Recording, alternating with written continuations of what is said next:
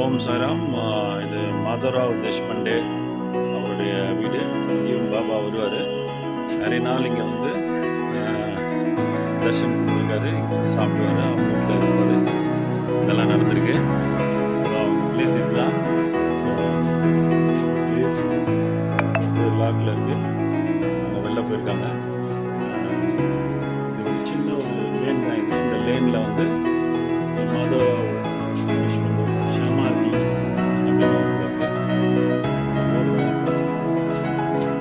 ஃபேமஸாக சொல்லலாம். அந்த போர்டை பாருங்கள், ஷாமாஜி மேலே போட்டிருக்கான்.